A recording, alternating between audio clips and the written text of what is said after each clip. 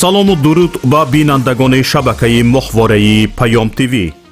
бо дархости зиёди шумо бинандагон дар ин навор бароятон омӯзиш медиҳем ки чӣ гуна бояд ба шабакаи моҳвораии мо пайваст шуд. барои ин харидани мавҷгири нав лозим нест ва танҳо бо пайваст кардани як сараки мавҷгири LMB ё ҳамон галовкаи иловагӣ метавонед ин корро анҷом диҳед. ин мавҷгири ҳотбёрд аст ки бештари шумо аз он истифода мекунед. нигоҳ кунед. ҳотборди 13 дараҷаӣ ва ин ҳам шабакаи PMC Manutу. бо ҳамин мавҷгир шумо метавонед ба моҳвораи Eutelsat пайваст шавед. барои ин як дона сараки мавҷгирӣ лозим дорем, як дона дастақайчӣ ва як дона хамут. дастақайчиро бо хамут рӯи сараки мавҷгирии ҳотборд мечаспонем.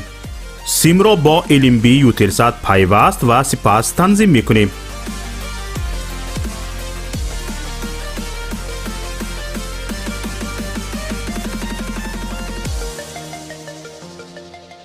ин ҳам моҳвораи Eutelsat ва ин шабакаи Manutу ки дар аввалин мақом пайдо шуд ва ҳоло мо онро танзим мекунем.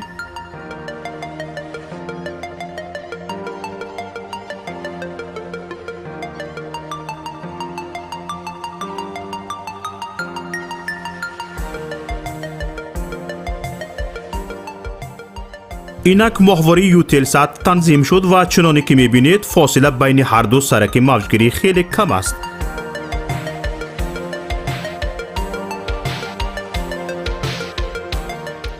акнун метавонед бо ҷустуҷӯ дар ин моҳвора шабакаи Паём ТВ-ро ҳам пайдо кунед. чуноне ки мушоҳида кардед, заҳмати зиёде сарф нашуд ва пайвастанаш ҳам бисёр осон аст.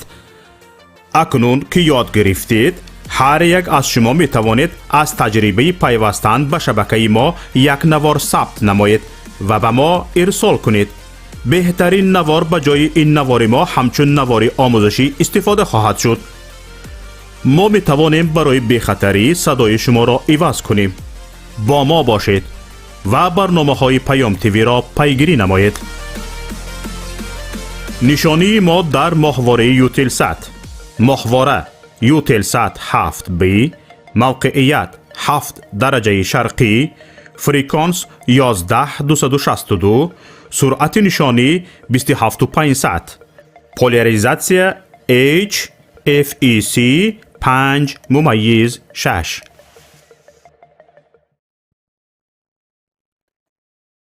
خب سلام علیکم تماشابینان گرامی، بینندگان ارجمند، هموطنان. خب امروز ما با شما باز در روز شنبه در برنامه نوبتی خود قرار داریم و این هفته منده آمادگی دیدن از خب خیلی که همگان شاهد شدیم، هفته نشست های مطبوعاتی بود و گفتن ها خیلی زیادن، بسیار کشفیات ها برای ما شد از این نشست ها، از این نشست مطبوعاتی. هر سر چند وقت اینها می آیند و برای ما هر سخن های، هر نویگری های، هر افسانه های را می خوانند که خیلی جالب است و بنده آمادگی دیدم خود یک نشست مطبوعاتی وزیر معارف گیریم برای یک 3-4 برنامه کفایت میکند، لیکن چون وضعیت در خروغ باز بورانی شد، باز او بورانی باقی مانده بود و خب شب گذشته باز بوران خیلی شدیدتر شد، چون التیماتوم از طرف مقامات قدرتی پیشنهاد شد که خب تا 5 سحر اگر همین کار رو نکنه دیگر من امر میتیم که هر کسی از پیش آمد ما به گفت اینها نپرژین میزنیم و برای همین برنامه کمی تغییر کرد و حاضر من درباره البته که درباره این نشست های مطبوعاتی هم میگذاریم و این نشست های مطبوعاتی رو به وضعیت خروغ ما از چی میکنیم نسبت میدیم و بیشتر دقت رو به این طرف جلب میکنیم و انشاءالله همین نشست های خبری مخصوصا وزارت معارف درباره معارف من نیت دارم یک برنامه چی کنیم یک برنامه ویژه رو کنم محض درباره معارف از نشست مطبوعاتی و هم از دیگر خبرهایی که در تاجیکستان این چند وقت ما شنیدیم در ساحه معارف اونها رو با هم به شما پیشکش میکنیم و بحث میکنیم. در ضمن به شما یادآور میشوم که الان ما در کانال یوتیوبی پیمان ملی تاجیکستان قرار داریم در پخش زنده و همزمان همین پخش زنده از طریق ماهواره در قلمرو جمهوری تاجیکستان شما میتوانید اون رو تماشا کنید. اگر یک گلوفکه رو برای خودتان در همان آنتن مایده که هست خود بود که هست در اون نصب کنید و ما رو پیگیری کرده باشید، چون که در تاجیکستان خیلی ما میدانیم اینترنت خیلی سست کار میکند و علاوه نرخش هم خیلی گران است. برای فرض کردیم اگر اینترنت رو برای 50-60 سوم بخرید شما یک رولی که باز همین سرعت سخنرانی منقطع شما شاید یک نیم برنامه مرا تماشا نکنید و همون اینترنت شما ختم می شود. برای از همین خاطر میخواستیم شما در ماهواره با ما بپیوندید، چون که اساساً این برنامه ها روانه شدن به مقصد اون که مردم تاجیکستان که ما امروز در بنبست اطلاعاتی حکومت رو قرار داده است، این مردم رو باید اینها ما رو تماشا کرده باشند. خب بیایید از نشست مطبوعاتی خدمات علاقه شروع کنیم.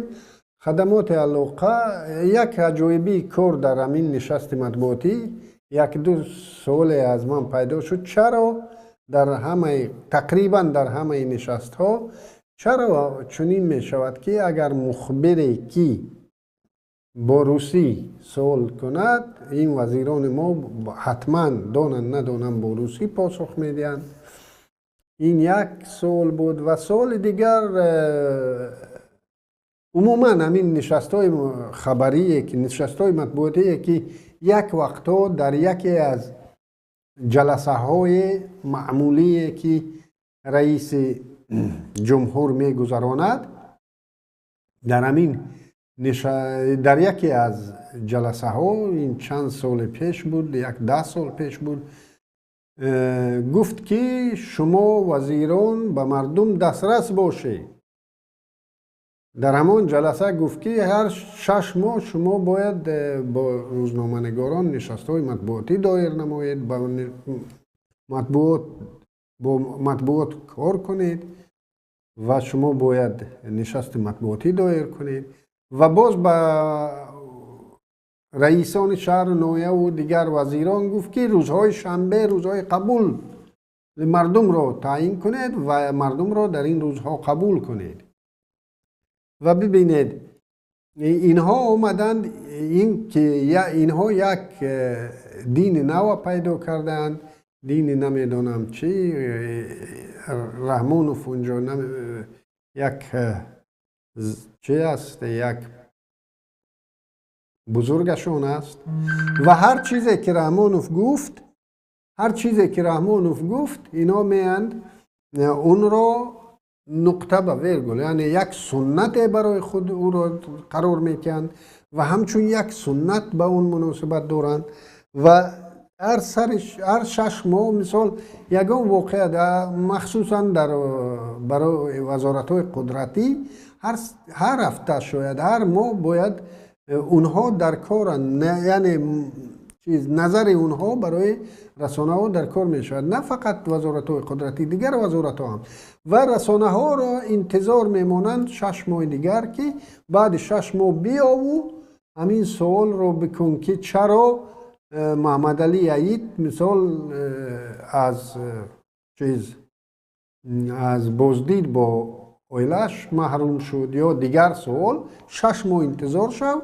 او مردک او بنده خدا در 6 ماه یک بار بخوری دارد با خانوادهش و اگر این در مابین همین چیزا غلطه ببینید رسانه ها چند ماه انتظار شوند که تا همون کرا منصور جان عمرف است سوال کنند. ببینید و همین را یک سنت کردند و به خاطر شاید خواستن نشان دادن که اینها میخواهند با رسانه و به مطبوعات نزدیک شوند و رئیس جمهور به اینا گفت که نزدیک شاید به رسانه و اینا برعکس دور با همین 6 ماه دورتر شدند. چون که همین 6 ماه نمی بود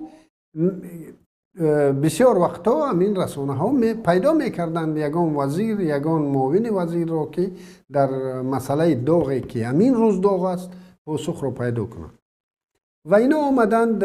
امروز هم که می آیند باز نصف خب نشست رو تخصص میدین برای حسابات و برای رنگ رمضان رحیمزاده سوالهای از پیش آماده شده سوالهای خطی جدا کرد و باز برای رسانه های دولتی برای یک گازت مخبری یک صدای مردم دیگر خیلی پاسخ خیلی با احترامانه خیلی استاد گفته پاسخ میدن. برای یک روزنامه نگار مستقل خیلی دغل مناسبت دارم با روزنامه نگار مستقل. بیاید یک کی را بینیم وزیری روبر معاون سردار خدمات علاقه رخشانه حکیمова انجمن ملی رسانه‌های مستقل تاجیکستان چرا ساکنان ولایت مختار کوهستان بدخشان زیادتر از 2 ماه میشود که به اینترنت دسترسی ندارند؟ سبب چیست و مشکل کی برطرف می شود؟ خب این نوع به انجام میرسد. شما 2 هفته پیش به خبر گفتید که 2.4 میلیون سیم کارت تا حال با شناسنامه نمونه سال 1996 در قید هستند. تقدیم سیم کارت ها بعد از 15 فوریه چی میشه؟ تشکر. مانند همین سوال با اگر سوال باشد میتونید. بله تشکر.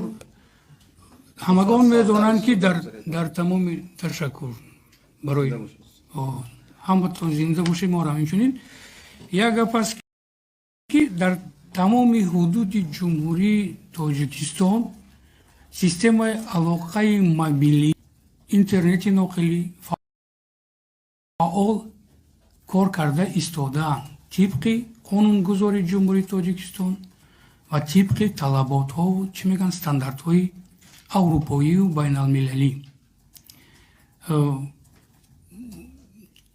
و گفتنی هستم که امروز همتون بهتر میدونید که اطلاعات یعنی معلومات با رقم یکی واسطه های اخباری تاثیربخش نفوذدار تبدیل و مبادل گردیده است. به سبب نیست که ما در دور زمان اوج رواج اطلاعات مقاومت اطلاعاتی و جنگ های اطلاعاتی زندگی کرده ایستاده ایم. افرادگرایی اطلاعاتی نوی خدمت رسانی الکترونی اکنون نیرو میگیرد. تروریسم اطلاعاتی شکل تاثیررسانی نامطلوب به شخصیت، جامعه و دولت با کمک تمام نمودهای اطلاعات می باشد. هدف اساسی آن ضعیف و ویران کردن ساخت کنستیتوسیونی می باشد. با این مقصد آنها نیروها و واسطه‌های گوناگون از اجنت‌های خدمات مخصوصی خارجی و واسطه‌های اخبار عامه وطنی خارجی را جلب می نمایند. مثل همه گونه انرژی یعنی قوه اطلاعات می تواند هم ایجادی و هم خراب کننده باشد. طبق قانونگذاری جمهوری تاجیکستان در اساس قانون علاقه برقی ماده 33 و 34 قانون جمهوری تاجیکستان ما وظیفه‌دار هستیم که تامین امنیت اطلاعاتی برای شهروند ҷамъият давлат таъмин намоем. барои ин дар баъзе минтақаҳо баъзе стандартҳои интернетӣ тибқи талаботи байналмилалӣ фаъолият намекунад. ӯ техникаи иттилоотӣ коммуникатсионӣ ки барои зарари мардуми тоҷикистон ва минтақа равон карда шудааст барои мо дар кор нест ва барои ҳеҷ кас дар кор нест. таҷҳизоте ки дар хона шумо доред ё автомобил ё агар вайрон бошад хароб бошад зарар биёрад пагашда мефурӯшад ё мепартояшад. ин маънои вай дорад ки тамоми система дар минтақаи Кӯҳистони Бадахшон интернет собити фаъол аст, кор карда истодааст дар стандарти 3G. баъзе минтақаҳо баъд ҳолати дигар ки шумо вазъияти иқтисодӣ, иҷтимоӣ, сиёсӣ ҳарбӣ дар минтақа нағз дида истодаед. ман номбар намекунам. барои ин баҳри таъмини амнияти шахс ҷамъият, такрор мекунам, давлат, мо тамоми қувваву системае ки дорем сафарбар мекунем ва дар ҳамкорӣ бо мақомотҳои ҳифзи ҳуқуқи ватанӣ кор ва фаъолият мекунем. ин вазифаи ҷонии ҳар як шаҳрванд аст, аз он ҷумла аз они шумо.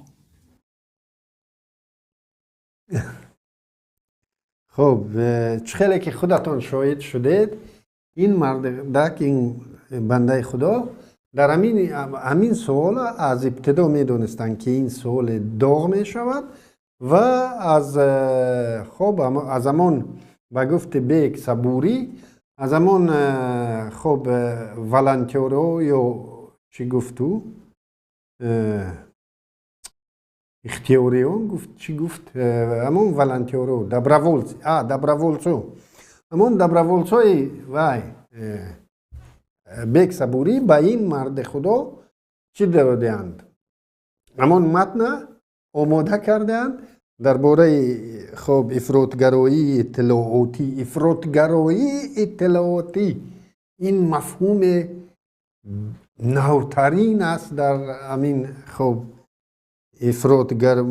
عموما افراطگرایی نو پیدا شده است که اگر اطلاعات گیریم در اطلاعاتی هم یک مفهوم نوی پیدا شد افراطگرایی اطلاعاتی و اگر افراطگرایی این مفهوم گیریم در اونجا هم یک کشفیات نوی شد که افراطگرایی اطلاعاتی هم بوده است و این متن از پیش آماده شده همون متن‌هایی که همون فرمه جواب امروز در بدخشان به معلمان و دیگر کارمندان ساحه بودجوی تقسیم میکند و مجبور میکند از همون قرائت کنند.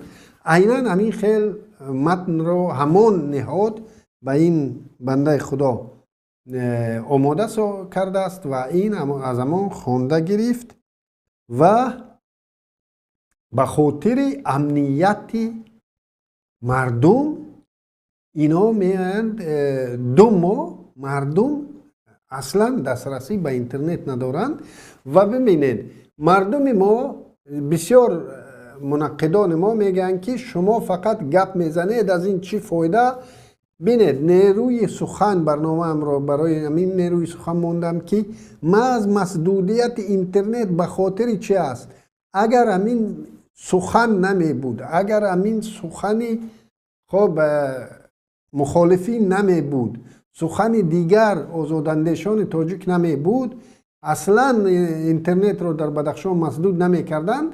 اینها می خواهند که مردم بدخشان خود را خیلی تنها احساس کند. مردم بدخشان در همون فشاری که امروز بالای این مردم است اونها باید بر این باور باشند که از احوالشان هیچ کس درک ندارد و همین افیرهای ما را اینها در تاجیکستان در بدخشان مخصوصا مردم باید نه تماشا نکند. یعنی این نشانگر آن است که سخن البته سخن قدرت است و سخن در وقتش اگر به نشان رسد خیلی قوت خیلی نیروی کلان دارد. برای همین موضوع را انتخاب کردم نیروی سخن. به خاطر همین نیروی سخن امروز در بدخشان اینترنت مسدود است و اینها میگن که به خاطر امنیت اطلاعاتی، امنیت مردم به اینترنت چه دخل دارد؟ اینترنت به مردم یگان خطر را وارد میکند. البته که چنین نیست و اینها باز ببینید خودشان در همین نشست مطبوعاتی میگد که از قید گذراندن همین سیم کارت ها به خاطر آن است که امنیت اطلاعاتی باشد. خب سیم کارت ها را چند بار از قید گذراندی، این امنیت اطلاعاتی پس نبوده است، تامین نمی کرده است. همین قید کردن با همین شناسنامه نو امنیت اطلاعاتی رو تامین نمی کرده است. پس چی بهانه میکنید؟ بهانه اینو دروغ میکنید که به خاطر امنیت اطلاعاتی. اگر همون سیم کارت های از قید چند بار گذشته امنیت اطلاعاتی رو تامین کرده باشند، پس چی ضرورت به مسدود کردن اینترنت است در یک قلمرو تاجیکستان؟ خب دومش رخشانه حکیمова انجمن ملی رسانه‌های مستقل تاجیکستان: چرا ساکنان ولایت مختار کوهستانی بدخشان زیادتر از 2 ماه می‌شود که به اینترنت دسترسی ندارند؟ سبب چیست و مشکل کی برطرف می‌شود؟ خب این نو به انجام میرسد. شما 2 هفته پیش به خبر گفتید که 2.4 میلیون سیم کارت تا حال با شناسنامه نمونه سال 1996 در قید هستند. تقدیم سیم کارت ها بعد از 15 فوریه چی میشه؟ تشکر. مانند همین سوال با اگر سوال باشد میتونید. بله تشکر.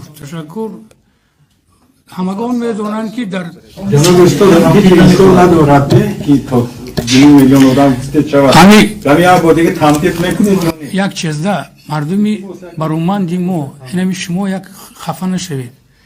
یک چی مثال خلقی توجیکی را میارم، مردمی را پیش از پاده بیایید چنگ نبردارید. مردم شرکت ها کارهای خودشون کردن گیرن. هر یک چی وقت و ساعت دارد. تشکر. یعنی تمدید نمیشه؟ ما همین یک مثال تون آوردم. 15 روز دیگه استاد نمیشه. ببخشید در سوال همکارم راست گفت درباره سوال در اینترنت در بدخشان ما یکم جواب نگرفتیم. مشخصا یعنی چرا این وضعیت پیش اومده؟ ساکنان 2 ماه زیاد میشود اینترنت ندارند. چرا این وضعیت پیش اومده؟ شما سوال یا که نمیخواهید شنیدن؟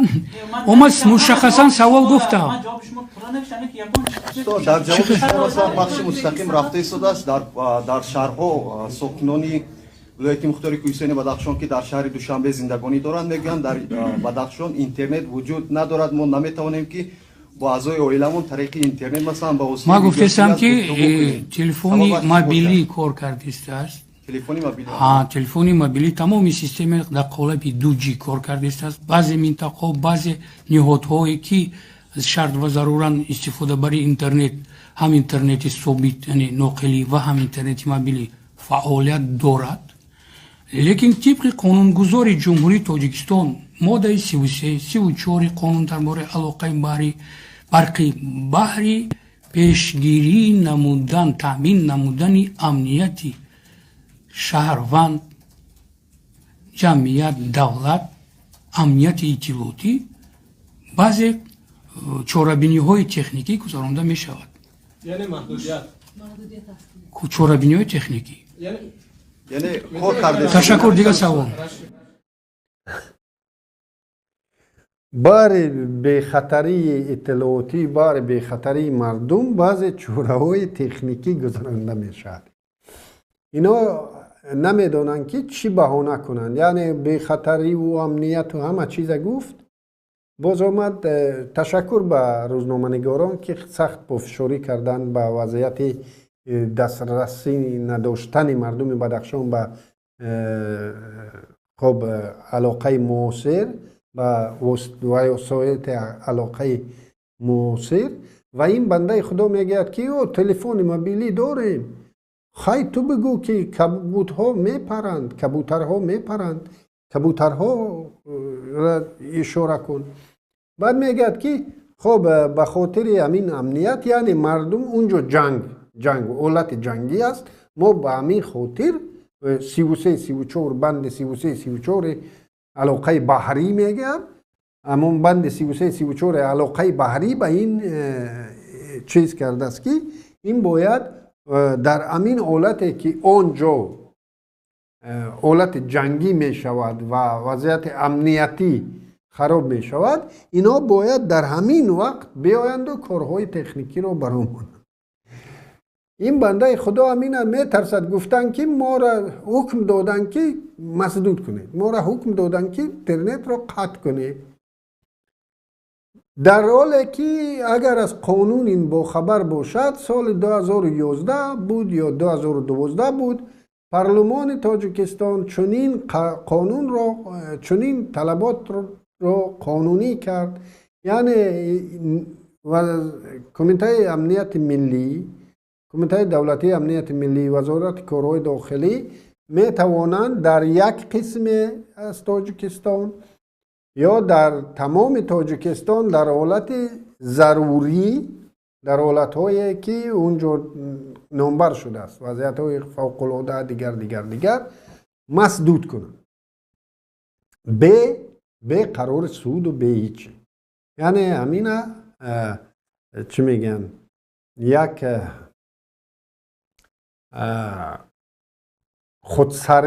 خودسری مقامات قدرتی به قانونی، یعنی بیرون از کنستیتوسیون، بیرون از تمام قانونگذاری جمهوری تاجیکستان، موجوده تاجیکستان و قانونهای بین الخلقی، اینها حق به خود گرفتن که در دلخواه حالت می توانند اینترنت را در کجای و به محدود تا چه اندازه.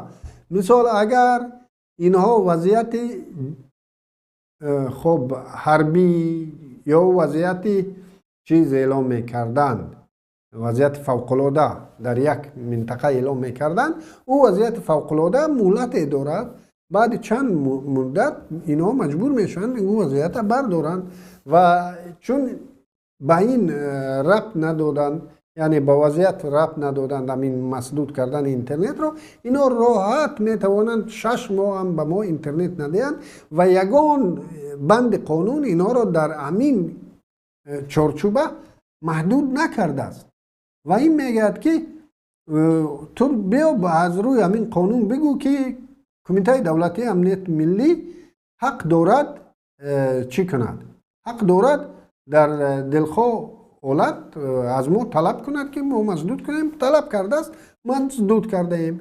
همین رو هم می ترسد گفتن که از ما کمیته دولتی امنیت ملی طلب کرد و ما مسدود کردیم، دیگر ما به این کار نداریم. ما تو که وزیر کارهای داخلی نیستی، وزیر امنیت نیستی، تو بیا و فهمانده ده که در خاروق وضعیت سیاسی و حربی شما خودتون میدونید چگونه است، این کار تو نیست که تو بیا بگو که همین قانون پارلمان برآورده است و وزارت‌های قدرتی حق دارند در دلخواه حالت، در حالت‌های علایده حق دارند همین رو مسدود کنند. برای ما امر آمده است از اونجا، ما از قرار همان نشان داده اونها این رو مسدود کردیم و کسی که اونها باز اجازت دادن این هم میکشویم.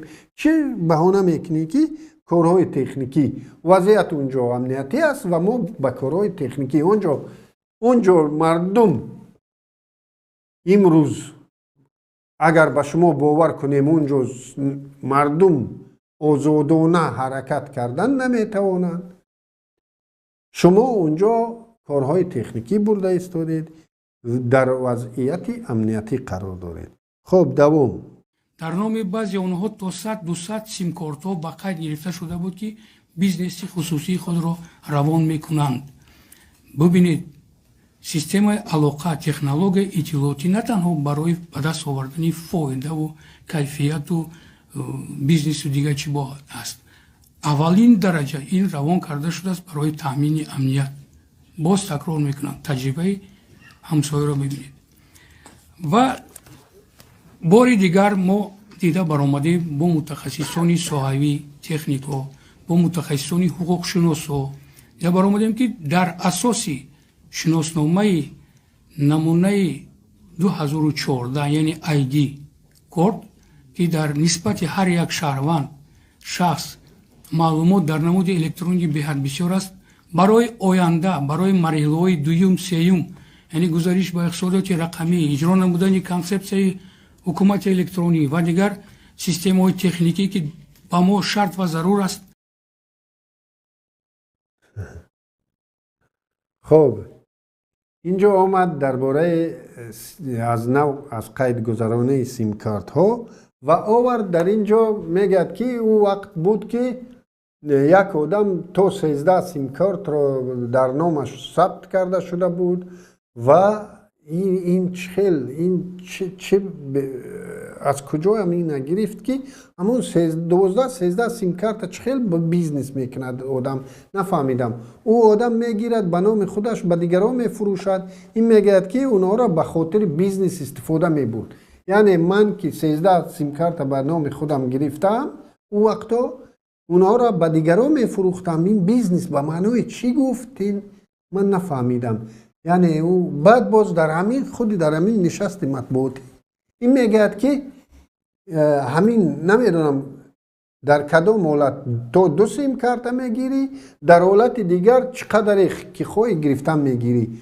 نامحدود یعنی گپاش تماما بی منطق بودن یعنی اگر من 10 تا سیم کارت گرفته باشم این معنای آن رو میدهد که من بیزنس کرده استم من در همین لهستانم با ID میگیریم سیم کارت میمون میآید میمون از تاجیکستان میآید از روسیه میآید از دیگر کشورهای بیرون از اروپا هستن میمون میآید وای با شناسنامه خود اگر نتواند همون سیم کارت در اینجا از قید گذراندن من قریب که شاید 100 تا سیم کارت رو خریدگیم در همینجا در ID خودم همین کم 100 سیم کارت دارم یا برای یک کس می خریدم برای کسی دیگر 2 هفته 3 هفته میمون میرفتن او سیم کارت ها دیگر نابکار میشدن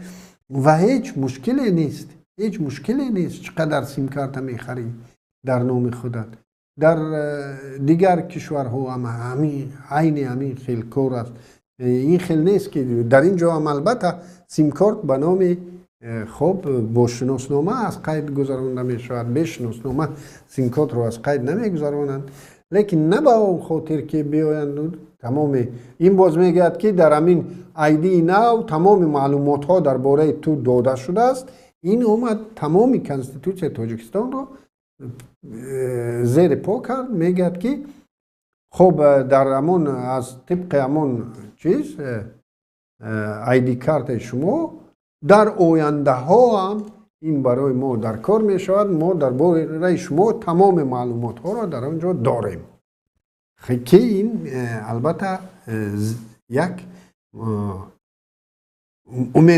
امیدوارم که چنین نباشد چون این پایمال کردن حقوق انسان است چون این کار فقط در جمهوری خلقی چین برآمده شده است که تقریبا تمام مردم زیر چیز الکترونی گرفته شده است زیر نظارت الکترونی گرفته شده و امیدوارم که تاجیکستان چنین نشده باشد که این تماما این را یک این که میگوید افراطگرایی اطلاعاتی من میگویم که این یک زندان الکترونی می شود تاجیکستان که مردم دیگر در یگان جا خود را در یگان جا چیز یعنی فضای خصوصی انسان محدود می شود پورا محدود می شود زندگی خصوصی پورا محدود می شود با همین کار این چیزی که این میگه خب دوام میدیم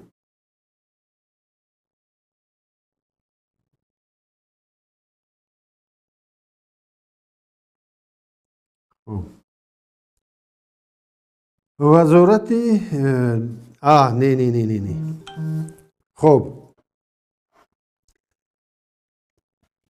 در یکی از نشست‌های خبری که نیز داشت این هفته وزارت انرژتیک و ذخیره‌های آب و برق تاجیک در یک جایگی. ببینید با جمهوری با امارت اسلامی افغانستان اینها با 56 میلیون دلار نیروی برق را به سودا برآوردند و از این 56 میلیون 33 میلیون اونها در نزد برق تاجیک قرضدار ماندند.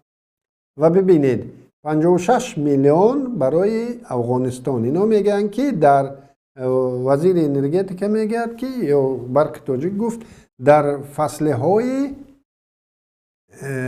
گرما یعنی در تابستان میدادند گویا به افغانستان.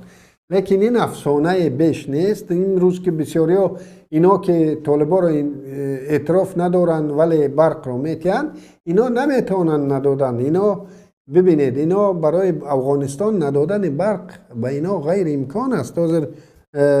در اینجا کی میگه؟ دلیر جمعیف میگه انتقال برق به افغانستان خصوصیت اجتماعی دارد. یعنی خصوصیت اجتماعی داشته است. وضعیت افغانستان تشویش‌آور است. دیده استودیم که مشکلی های اقتصادی و اجتماعی روز به روز بیشتر می شوند. این بنده خدا مشکلی های افغانستان را یعنی جبهه اجتماعی داشته است. یعنی انسان دوستی، از انسان دوستی به افغانستان اینو انتقال می دادن.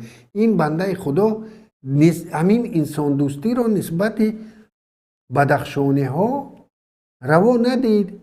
چند پیش در بدخشان بود و همه را جنایتکار اعلان کرد همین وزیر رو. برای بدخشان که 2 ماه اینترنت نیست اونجا جبهه اجتماعی نبوده است. یعنی انسان دوستی، جبهه انسان دوستی نسبت بدخشانی جاری نبوده است برای این بنده خدا. لیکن نسبت افغان ها که ما اونها را اعتراف نکرده استادیم حکومتشان را، ما در زمستان مردم خود را به برق مانده به اونجا انتقال میدیم و میگیم که این جبهه اجتماعی داشته است. یعنی انسان دوستی. اینا به خاطر همون 56 میلیون ندادن، به خاطر انسان دوستی دادن. این برای اینا نمیتوانن به اونا دادن. اینا که میگن در تابستان به اونا میتیم و در زمستان نه، دروغ میگن. افغان به اینها او بدخشانی نیست. او برای شما بدخشانی نیست که 2 ماه اونا را به اینترنت مانید و به جزا مانید. او افغان است. او اجازه نمیتید که در تابستان او به شما پول دید، شما تابستان او را تامین کنید و زمستان قطع کنید برق را برای اونها. او تاجیک نیست، او بدخشانی نیست، دیگر مردم است. او طالب امارت طالبان به نتید بعد میبینید چی میشود به شما فارد نفارد به اونا دادن میگیرید، نه جبهه اجتماعی و نه چی. بعد از آن شما بیزنس میکنید. چقدر با پول نوچیز با 9 درم بود با تالکو میتید. نصف همون تالکو خریدگی را باز خودتون امرو با تالکو به افغانستان میفروشید. به جای استفاده در استحصال الومینی نصف همون برق شما فروخته همون را در کیسه های خود میزنید. این افسانه رو با اونایی خونید که اونو خب شاید بخبرتر باشند. لیکن مردم تاجیکستان بی برق و شما همون برقی که تابستان میدید شما مجبور همون برق را زمستان هم به افغانستان دادن میگیرید. برای همین چنین افسانه رو نخونید. یک افسانه دیگر شیرالی کبیروف خوند. شیرالی کبیروف من همون بدخشانی ها را میگیرم که اونها امروز نسبت بدخشان چخیل واکنش کردند و نسبت افغانستان چخیل انسان دوست برآمدند و این بنده خدا هم یک بدخشانی دیگر شیرالی کبیر است که شاید یکی از چیزها ایدئولوگ های همون دپوتات های جدایی طلب درواز و ونج همین هم باشد.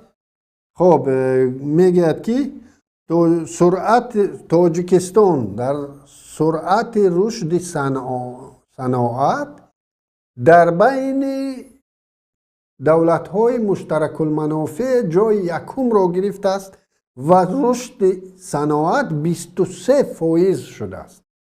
تصور کنید صناعت تاجیکستان 23% رشد کرده است. صناعت یعنی چی؟ یعنی ما ماشین می فروشیم، ما یخدان می فروشیم، یعنی همون پولنیتسیکل میگن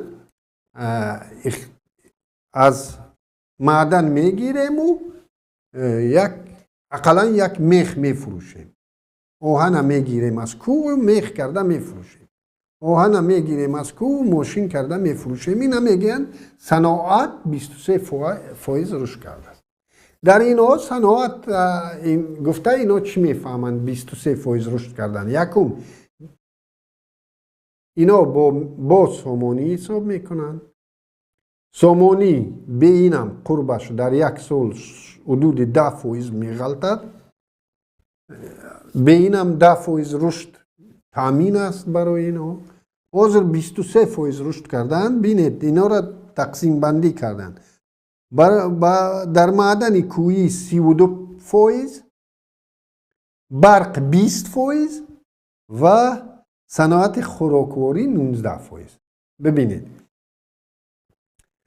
پارسال اینا 32% باز میگه که صادرات هم زیاد صادرات ما متال های رنگه و سنگ های قیمت بها را داریم که 40% تمام صادرات تاجیکستان را در بر گرفته است. از کجا؟ صناعت. همون طلا را، معدن طلا، معدن نقره، دیگر معدن متال های رنگه را توسط چین کنده، خود چین باز اون را با قرض های اینها با حساب همون تیت دوشنبه و دیگر اون گرفت. اینها همین همش حساب کردند که خب 40% خب صادرات ما این متال های رنگه و سنگ های قیمت بها. اینا باز میگن که بدخشان نمیدونم چند 70 و چند % سوبونسیا دارد. بدخشان هر رئیس ولایت میآید و نسبت بدخشان، نسبت مردم بدخشان چنین منت میگذارد. اما یک شکار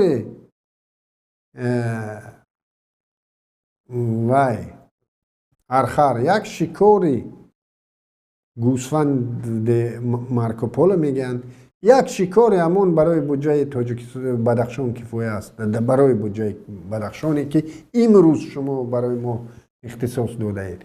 لیکن همین 40% متالای رنگه و سنگای قیمت بها، نقره بازاردره و سنگای قیمت بهای بدخشان 40% صادرات تاجیکستان. ما چخیل سوبونسیا ده، ما چخیل بار سرباری زیادی هستیم در گردن تاجیکستان که 40% صادرات شما رو اگر از همین 40% 20% دیگر ولایت ها داده باشند، 20% همین رو البته که بدخشان داده است. و باز برق بینید 20% ما برق استحصال کرده ایم و این هم با حساب سامانی آوردن و اگر این رو با خطای با دلار بفروشند و اون دلار به سامانی گردانده و حسابات خود درارند، البته که 23 نه و 43% رشد صنعت تاجیکستان می شود. لیکن این یگان تا از اینا صنعت نیست. چه معدن کویی، اون اشیاء خام ما چی میکنیم صادر میکنیم و چه انتقال برق هم این یک اشیاء خام ما صادر میکنیم. یعنی ما برق میفروشیم، برق، لیکن در یگان نقطه دنیا برق به خاطر فروختن بیرون استحصال نکردن. یگان کشور در دنیا تا امروز یگانه کشوری که است شاید این تاجیکستان باشد که برق را در داخل تاجیکستان همون مصرف های انگفت میکند، باز همون ریسک ها را به گردن میگیرد. مثال یک کشور نیروگاه های اتمی میسازد، ریسک به خود میخرد، بعد بیاید و فقط به خاطر فروختن به همسایه همون نیروگاه اتمی رو میسازد. یا نیروگاه آبی که همون سربند 300 چند متره که میسازید او خطر برای مردم ما است، ریسک برای مردم ما است، اقلیم در ما دیگر می شود، چقدر ضررهای دیگر در پی دارد. فقط به خاطر اون که با جنبه های اجتماعی به افغانستان او را یعنی انسان دوستانه انتقال دیم و به پاکستان، فقط به همین خاطر ما 300 چند متر چیز کردنیم و سربند کردنیم. در یگان کشور دنیا چنین نیست. این برق استحصال میکنی، او برق زواد فابریکه میسازی، از اون برق استفاده میکنی، در اینجا یخدان پومی را استحصال میکنی، با افغان میفروشی، بعد میشود صناعت تو رشد داده ای. یا اقلا میخ میکنی استحصال، میخ از چین نخریده، از خطای نخریده، خودت استحصال میکنی در همین تاجیکستان. اقلا اگر صادر نکنی در همین تاجیکستان از محصولات خودی استفاده میبری، با میخ خودی همون چیزا را استفاده میبری در یگان جا، میخ خودی. همین خیل اینا میگن اگر اینا رشدی یعنی سرعت رشد سوای صناعت رو من همین خیلی میفهمم. لیکن امون طلا رو خام بگیر به خطای بده، نقره رو خام بگیر به خطای بده، سنگای قیمت بها رو خام بگیر ببر، نصفش برای خودت بفروش، نصفش برای بودجه بفروش، نصفش هم نه 70% برای خودت تو 30% برای بودجه بفروش و بعد بگو که ما رشد صناعت داشتیم. البته که این صناعت حساب نمی شود. پروکورور گنرالی در نشست مطبوعاتیش پروکورور گنرالی میگه که امردین علاوتوف میگه در پیگرد قانون قرار داشت از سال 2018 به این سو و با درخواست تاجیکستان از روسیه استرداد شد. این بنده خدا آمد همه را پدستاوت کرد، هم وزارت کارهای داخلی تاجیکستان، همون وزارت های دیگر قدرتی روسیه را که اونها بازداشت و استرداد کردند که اونها از این منکر هستند. و این میگه که سال 2018 پرونده داشت. سال 2018 همون یک پروکورور حمق ولایت که داشتیم یک آگاهی نامه داده بود و همین به نام لیدران غیر رسمی بدخشان که اون را امضا کردن، همین امردین علاوتوف هم در همان پروکوراتور بود، همان حجت امضا کرد، همونجا بازداشت نشد. 2018 گویا این پرونده داشته است، همون روز ساعت پرونده داشته. تا 2019 آزادانه رفت و آمد داشت در تاجیکستان. آمد از طریق دوشنبه بلیت خرید، سمالیات سوار شد، پرید روسیه. در روسیه تا 2022 در آمد. مردک زندگی کرد. خیلی در پیگرد قرار داشت از 2018 و از پیش چشم شما از پگران شما از مرزبانان شما گذشت. همه خوب در پاسپورتش پیچک موندید در شناسنامه‌اش و این خست رفت روسیه. خیلی دروغ میگی.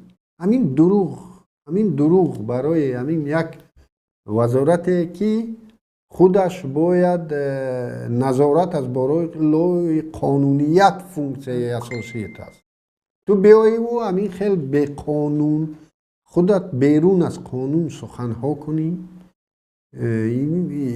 حاضر میاییم به نشست وزارت کارهای داخلی برای بجاور کردن آن خودی همون پروکراتور تفتیشات معین میکنند و دخترک که باعث مناقشه در بدخشان گردیده بود نسبت این نیز همون گروه تفتیشات پروکراتور گنرالی که تفتیشات ادامه دارد با آتی حرکت کردارهای آن از طرف او بررسی کرده می شود. این احمقی را بینید. بگذار ما بیاییم ما آمدیم در همین خب بلاگرها و دیگر مردمی دینا به گفت اینها جنایتکاران بدخشان آمدند و گفتند که به خاطر آن که اون دخترک را چی کردید و یعنی سببگار شد. تمام همین جنگ سببگارش همون بیچاره دختر بوده است. وزیر کارهای داخلی همین گپ تصدیق میکنه. میگه که او دختر که سببگار تمام همین مناقشه ها شد سنجیده میبراییم. این چه احمقی است؟ سببگار اساسی همون گروه مخصوصی الفای کمیته دولتی امنیت ملی شد که شروع به ترتیبی ها از همونجا شروع شد. اگر از همونجا خوب ببینیم اگمون پروکرور ولایت و کمیته دولتی امنیت ملی در ولایت اونا میگیرند اونا هم نمیگیرند سبب نمیگیرند و سبب اساسی رو گردهمایی 25-28 میگیرند و همه مردم رو خب ویدیو کرده نوار کرده امروز مردم از سیو کرده ایستادن اونا همین خیلی میگن این مرده که خدا اومد او دختر سببگار همه همین چیز شد. برای یک وزیر این زیبنده نبود که چنین خلاصه براری وزیر کارهای داخلی با چنین خلاصه اگر براید چه رسد به اون زیردستات که در اونجا وزیر تفتیشات برده ایستادند و دیگر کارو کرده ایستادند. ببینید در اینجا بسیار دقت کنید که همین روزنامه SSR در اینجا اون چیزی که این سردبیرش جنگ اطلاعاتی گفت خودش جنگ اطلاعاتی را همین امروز نشان داد که 3 سوال همین مخبرش میتید برای همین رمضان رحیم زاده و میآید میگه گروه های جنایتی همین خیلی یک روزنامه مستقل مغرضانه سوال میتید یعنی غرضمندانه سوال میتید یک بی‌طرفی اونجا احساس نمیشود او میآید و رنگ همون که بود یک او زنک روس هم که است ایتارتا است لیدیا ایسامووا به فکرم رنگ همون این SSR هم میآید و عیناً همون سوالهای شاید از پیش آماده شده و موافقه شده با همین وزارت یا با کمیته دولتی امنیت ملی یا با فرم جواب آماده شده سوالها را میدید و 3 سوال را به فکرم همون رسانم همون SSR میدید که این باید بگوید که چقدر گروه های جنایتی اعضای گروه های جنایتی بدخشان زندانی شدن. همین خیلی سوال مگر روزنامه نگار میتید و باز 98 سوال که میگن 98 به تاجیکی نمیدونم 98 یعنی سوال چی میگن یعنی همون سوال یک روزنامه نگار چون این سوال نمیده. روزنامه نگار میخواهد که یک سوال یک نوع چیز بیغرضانه میتید و انتظار میشود که اون جانب با غرض خود، البته پروکراتور غرض دارد، وزارت کارهای داخلی، وزارت امنیت، کمیته دولتی امنیت ملی، اینا غرض دارند در همون درگیری که هست، اینا غرض دارند.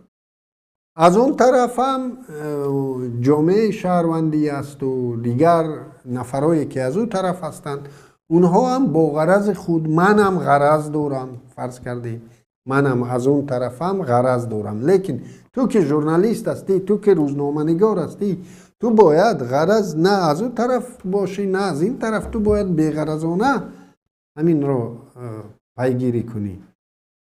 لیکن خودش همون دفعه نشون داد که من معلوم می شود که این را به جنگ اطلاعاتی ضد بدخشانی‌ها جلب کردند و شاید هم مبلغ چند تینه به این داده باشند و این آمده است حاضر رنگ سلاویاف برای این وزارت ها کار کرده است. دوم، جمیله حسینова خبرنگار SSR محترم وزیر شما میگفته که در دام سال 21 و ماه ینور سال 22 چند نفر اعضای گروه متشکل جنایتی منطقه بدخشان و اعضای تشکیلات اکستریمیستی تروریستی با پشیمانی از کردار خود به مقامات حاضر شدند. ما جا بودیم اما چقدر شخص اختیارا برگشته آمادگی است. از آن جمله 25 نفر اعضای گروه تروریستی متشکل جنایتی ولایت مختار کوهستان بدخشان و زیاده از 100 نفر اعضای تشکیلات تروریستی اکستریمیستی حزب نهضت اسلام گروه 24 پیمانی ملی پشیمانش را از کردارهای خود اختیارا برگشته آماده ایستادند. این همون اعضای پیمان ملی را در کجا پیدا کرده است؟ به من هم نشون داد. همون کونشون من هم نیاز دارم به چند اعضای پیمان ملی.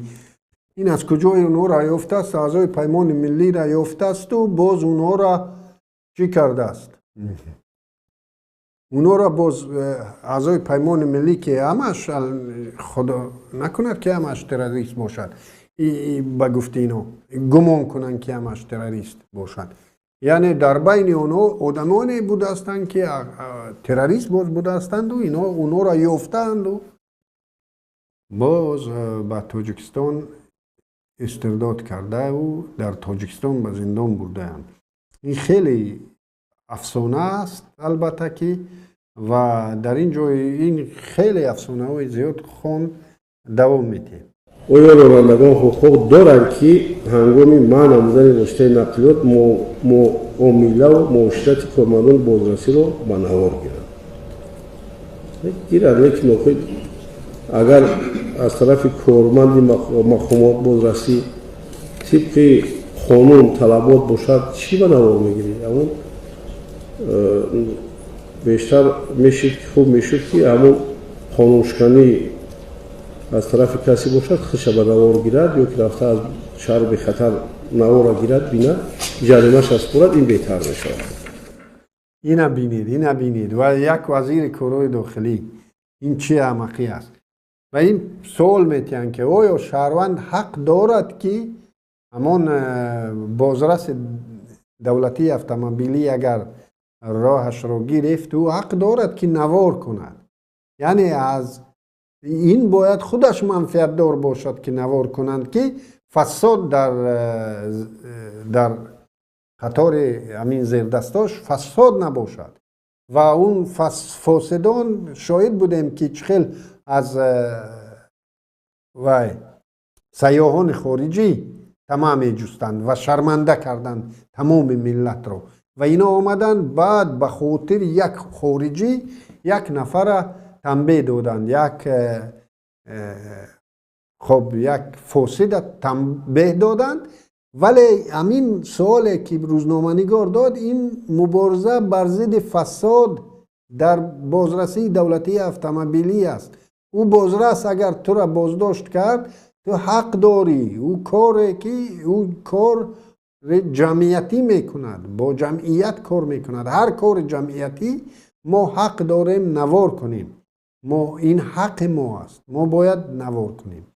و علاوه بر اون در تمام دنیا حاضر پلیس ها در اینجا خودشون کامرا دارن، در همین جاها در پوشاکشون کامرا ها دارن و اونها وظیفه دارن که وقتی بازداشت یا پرسپاس یا همین بازداشتن نقلیات، اونها وظیفه دارن که همون کامرای خود را گیران کنن که پگاه اونا را به خودسری یگان کس متهم نکند. این در دولت های است که او قانون خب پلیس به خاطر مردم برای حمایت از مردم کار میکنند. این بنده خدا میگه که تو که یعنی او از پیش یعنی پرزومت فرضیه عیبداری در معنیش فرضیه عیبداری است، یعنی او پلیس، او گئی، او دیگر مقامدار اصلا امکان نیست که غیر قانونی کار کند، چون که او خودش قانون است. این معناش این خیلی نیست. این میداند که هم آدم قانون ویران میکند، هم جنرالشو، هم لیتنانتشو، همش، یعنی فرق نیست. او فرما دارد یا او یک ملکی است، همه قانون ویران میکنند. امکان قانون ویران کنی همه دارند. خب اگر قانون ویران کنی چنین باشد، این فرضیه عیبداری، فرضیه بی‌عیبی میگن. این میگه که خب پلیس من هیچگاه عیبدار نیست، تو بجای این خودت رو سیامکه کن، خودت رو نوار کن که تو قانون ویران کردی. یعنی او که تو را بازداشت، تو قانون ویران کرده ای، خودت نوار کن که تو قانون ویران کردی و رو جریمه را سپر. تو چی با وی پلیس نوار میکنی؟ انا پاسخ یک وزیر خودش اجازه داده است که زیر دستاش در را پول کار کنند. دوام کارمندانی که همون کی از کدام نام از نام شده بود بیا مون دیگر نام شده کی بود نه کی بیرونشون چه حکومت بینم کی ویدیو بینشون که مرحمت کرد وقت برعکس مردمی برعکسون خویش کردن که همون کارمندایی که در دیدگاهی سرگرد بیشتن ما بودم در اونجا. این گپ خطا است، خود نبود باشد نشون تی اگر شخصی مرحمت باشد نشون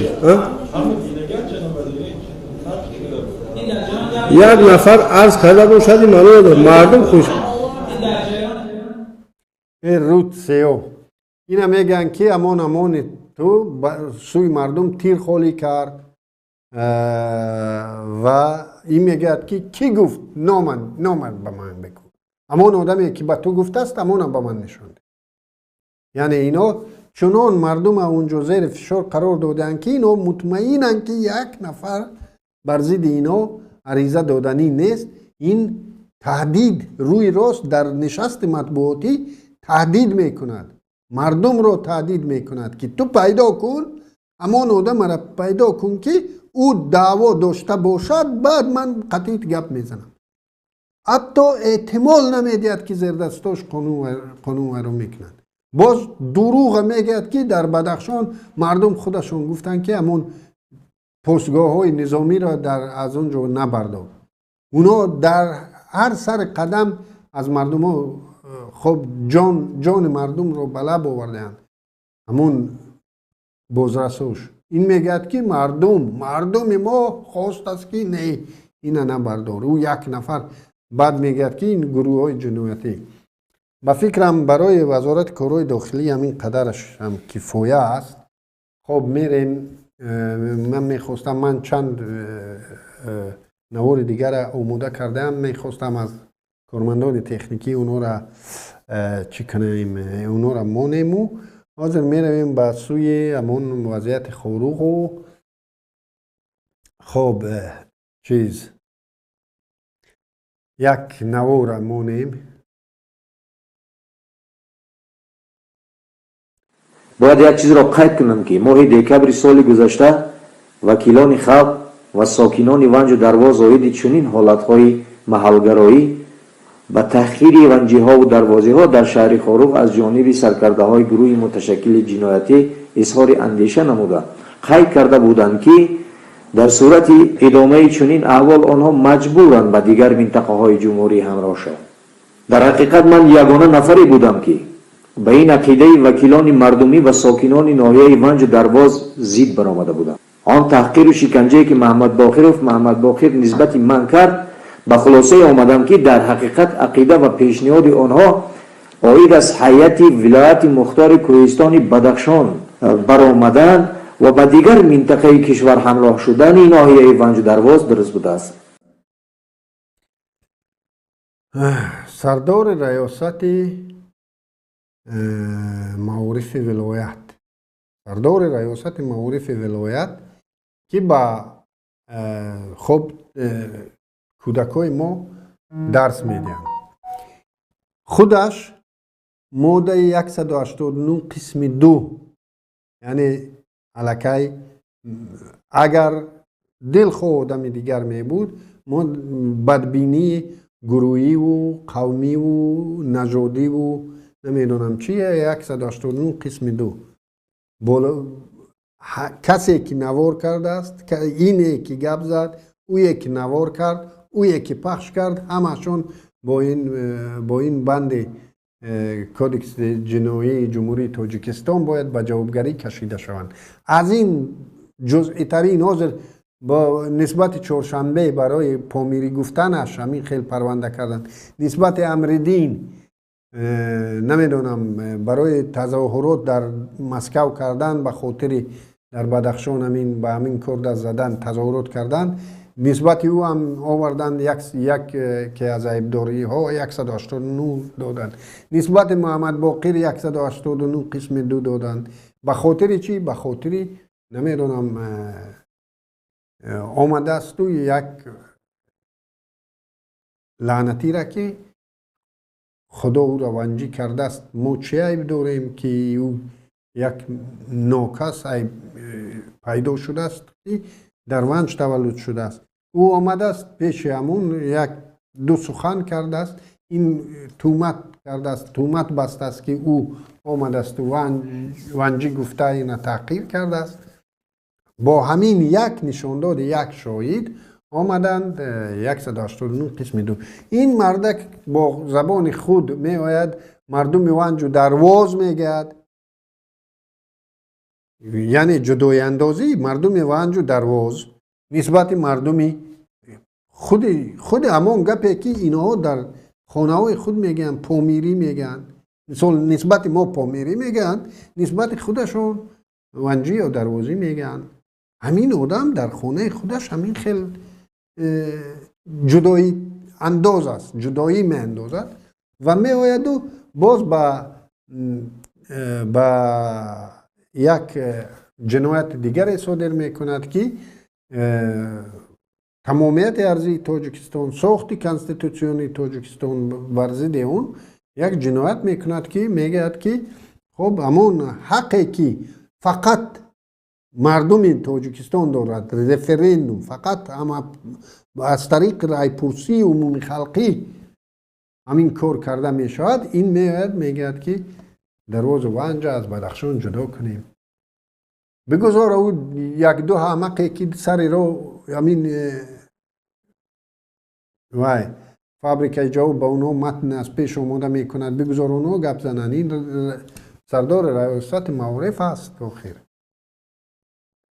و باز مردم را اند ویدیوی دیگر زیایان، سابقه داران، کلانسالان و تمام ساکنان شهر خاروق مراجعت کرده میگویم که کنی خیزید یک زیایی را طرفداری کنید، روید همه کسا در نزد خانه محمد باقر اعتراض کنید و آن را به مقامات حفظ حقوق بسپارید. اعتراض مردم با اعتراض دعوت میکند، مردم از کابینت خود ششته با اعتراض دعوت میکند. سردار ریاست معارف ولایت و این معلوم است که در همین حکومت، من او دفعه گفتم و باز تکرار میکنم، در همین حکومت رحمانوف یک معلمی که در دهه دوردست درس داده است، چه رقم او را کی پیدا میکند و چه رقم او اومده تا ریاست معارف ولایت رسیده است. البته که معلوم است دیگر او چه رقم انسان است. این دیگر معلوم است او همه تومت و بوتانایی که میزند این برای این یک چیز نو نیست. این مردک از کجا؟ در بدخشان طول 10 سال اخیر در بدخشان سیاست کادری را کمیته دولتی امنیت ملی معین می سازد. یگان ساختار دیگر نه. محض همین کمیته دولتی امنیت ملی است که تعیینات میدهد به مرکز که در کجا باید به وظیفه تعیین کرده شود. و اخیراً انا علیشیر میرزا نباتوف را که خودش تربیت گرفته همین مکتب خیانت است در همین جا رئیس ولایت ماندند. و ببینید همین مردک میاد و میگه که همین مردکه که من مطمئنم که پسترین انسان در ناحیه وانجو یگان نفر اینا احترامم در اونجا به فکرم نمی کند، میاد و به خود حق میدهد از نام مردم ناحیه وانج گپ زند، در حالی که همه‌شان در نوارها میگن که کی حق داده است به این فلانی این از نام مردم بدخشان گپ زند و به فلانی این از نام خاروق گپ زند و به فلانی این از نام دیگر منطقه گپ زند. لیکن خودش یک نفر میاد از نام یک ناحیه سخن میکند و این را اجازت میدهند که در تلویزیون دولتی این صدا دهد. خب و آخران من میخواستم در آخر من میخواستم یک مراجعت نامه که همون گروه 44 نفره جامعه شهروندی و اخیراً پخش کرده است، اون رو نمایشتیم که مردم از طریق همین برنامه ما هم اون رو گوش کنند. از بی‌طرفی کارمندان حکومت و مسئولین در عموم اداره نمودن گردمگان را باید کسی به عهده می داشت. از این لحاظ ضرورت تشکیل دادن نمایندگان جامعه شهروندی را مردم ضرور شمرده از بین خود شخصان فعال را پیشبری نمودند.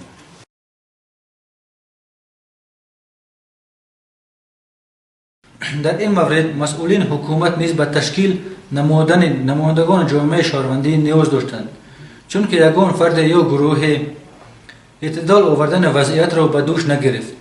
بعد از تشکیل شدن نمایندگی جامعه شهروندی، مکالمه بین نمایندگان جامعه شهروندی و حکومت با وقوع پیوست. در مکالمه گروه شهروندی بین مردم و حکومت میانرو شدند. در بررسی طلبات‌های حکومت و تظاهراتچیان سامگذار شدند. طلبات از طرف حکومت چنین بودند: یکم، گشادن راه بین المللی کلما خاروق دوشنبه. دوم، ترک میدان اسماعیل سامانی از طرف تظاهراتچیان. طلبات‌های حکومت در یک لحظه اجرا شدند. از طرف گرد آمدگان 6 طلبات پیشنهاد گردیدند: یکم، عفو تظاهرات. دوم، تشکیل نمودن گروه تفتیشاتی از طرف نمایندگان جامعه شهروندی.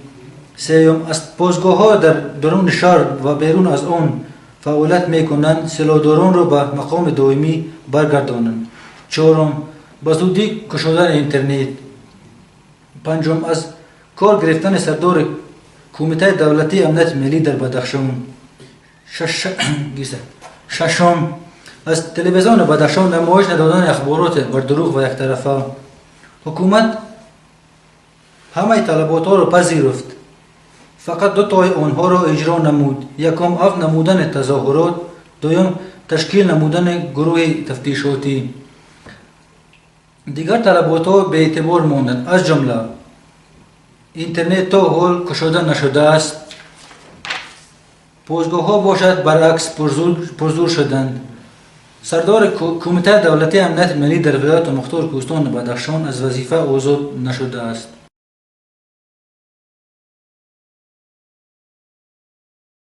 از روزهای اول همکاری نمایندگان جامعه شهروندی با حکومت مانع‌ها از طرف کارمندان حکومت سر زدند. بعداً حکومت از قبول نمودن ما را همچون نمایندگان جامعه شهروندی برای محاکمه کردن طلبات‌های دیگری مردمی سرکشی و خودداری کرده ایستاده‌اند.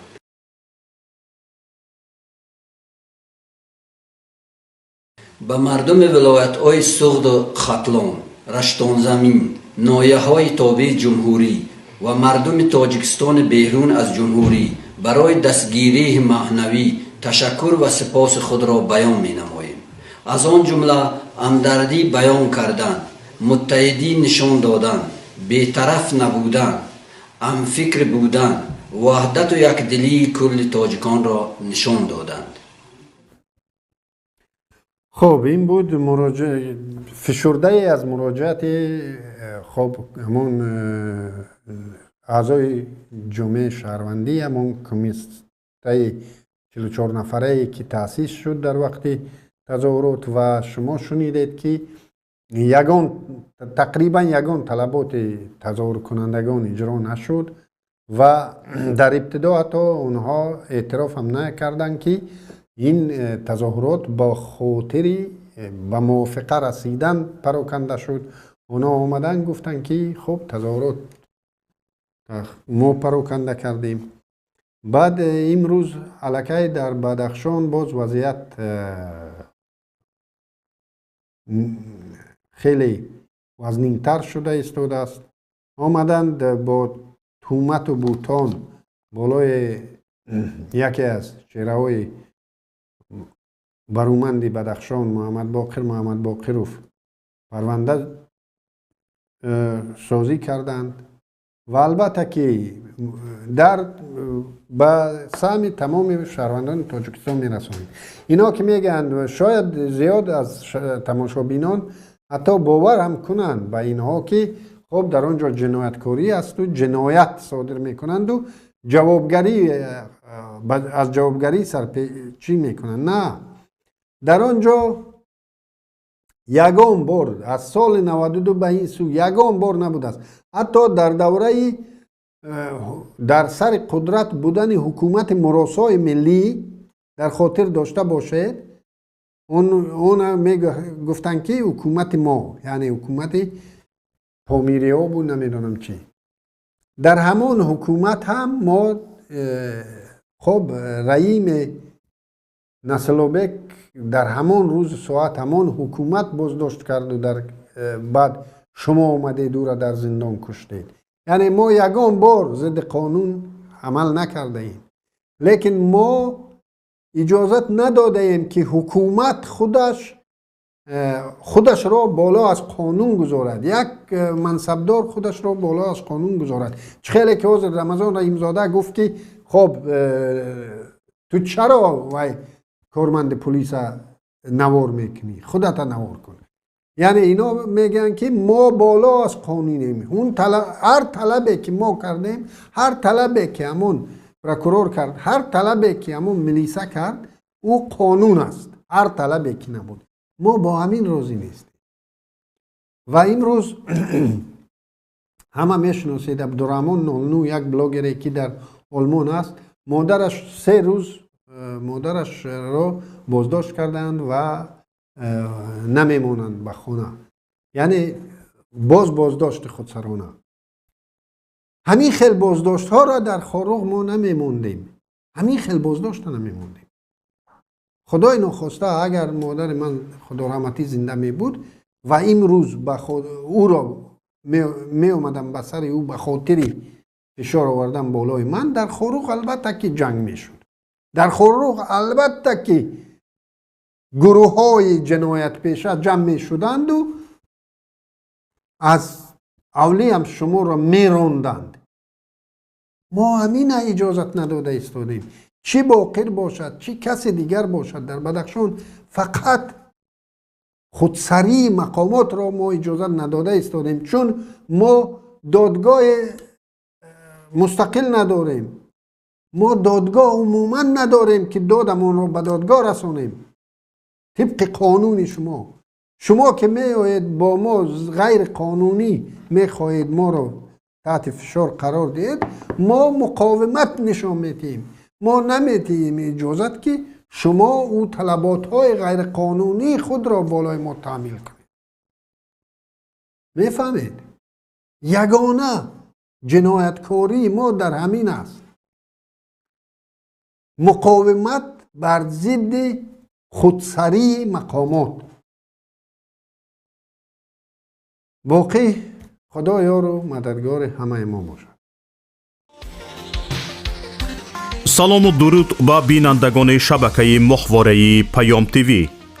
бо дархости зиёди шумо бинандагон дар ин навор бароятон омӯзиш медиҳем ки чӣ гуна бояд ба шабакаи моҳвораии мо пайваст шуд. барои ин харидани мавҷгирӣ нав лозим нест ва танҳо бо пайваст кардани як сараки мавҷгирӣ LMB ё ҳамон галовкаи иловагӣ метавонед ин корро анҷом диҳед. ин мавҷгирӣ ҳотбёрд аст که بیشتری شما از آن استفاده میکنید. نگاه کنید. هاتبورد 13 درجه‌ای و این هم شبکه PMC منوتو. با همین مفجگیر شما میتوانید با ماهواره یوتلسات پیوست شوید. برای این یک دانه سرکی مفجگیری لازم داریم، یک دانه دست قیچی و یک دانه خمود. دست قیچی را با خمود روی سرکی مفجگیری هاتبورد میچسبانیم. سیم را با LMB یوتلسات پیوست و سپس تنظیم میکنیم.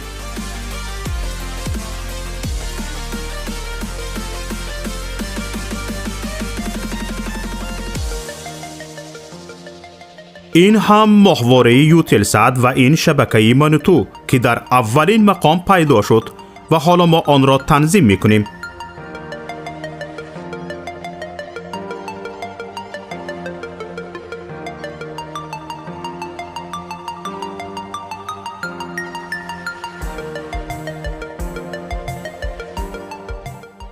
اینک ماهواره یوتلسات تنظیم شد و چنانی که میبینید فاصله بین هر دو سرک مفجگیری خیلی کم است.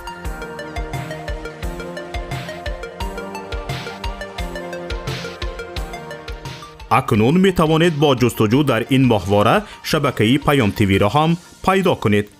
چنانی که مشاهده کردید زحمت زیاد صرف نشد و پیوستنش هم بسیار آسان است. اکنون که یاد گرفتید هر یک از شما می توانید از تجربه پیوستن به شبکه ما یک نوار ثبت نمایید و به ما ارسال کنید. بهترین نوار به جای این نوار ما همچون نوار آموزشی استفاده خواهد شد. ما می توانیم برای بی‌خطری صدای شما را عوض کنیم. با ما باشید و برنامه های پیام تیوی را پیگیری نمایید. نشانی ما در ماهواره یوتلسات. ماهواره یوتلسات 7B، موقعیت 7 درجه شرقی، فریکانس 11262، سرعت نشانی 27500، پولاریزاسیا HFEC 5:6.